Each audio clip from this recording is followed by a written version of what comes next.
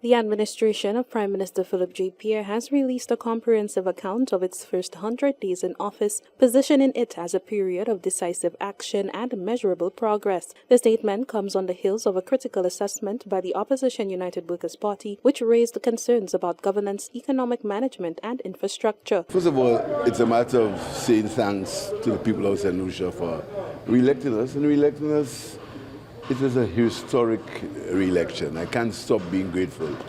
Re-electing us with more votes, more seats, and in my own individual performance, a better show than last elections. In its report, the government outlined a series of initiatives aimed at providing immediate relief and stimulating economic activity. These included the removal of taxes for pensioners, an increase in allowable tax deductions, a $500 bonus for public sector workers, and the introduction of a VAT-free shopping day. The government argues that these measures have placed a more disposable income in the hands of citizens while boosting commercial activity. The administration also pointed to efforts to strengthen national security, including expanding the Royal St. Lucia Police Force with 96 new recruits, additional vehicles, and upgraded facilities such as the Northern Divisional Police Headquarters, Administrative Block, and Backlog Reduction Court. Progress in healthcare infrastructure and community development projects across the island was also highlighted as evidence of a broad-based development agenda. It's first 100 days,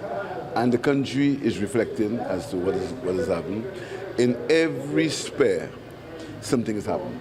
Agriculture, tourism, social affairs. In every sphere, something has happened. What we're looking forward now is to get the funding from the estimates so we can move forward with our program.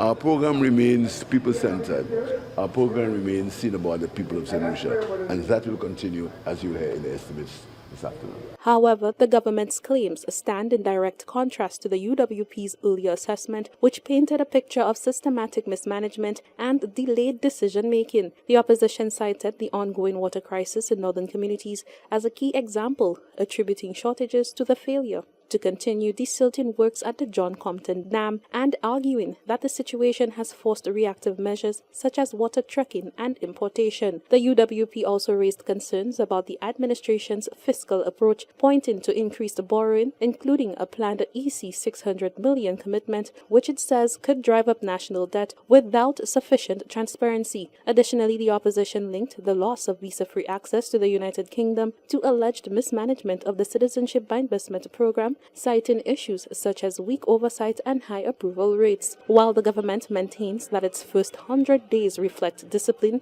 leadership, and a commitment to delivering results, the opposition argues that the period instead highlights deeper structural challenges, including limited economic diversification, underutilized revenues, and missed opportunities for sustainable growth. The exchange marks an early and pointed debate over performance and priorities, with the administration's response seeking to counter opposition criticism and reinforce its narrative of progress in the opening phase of its renewed mandate.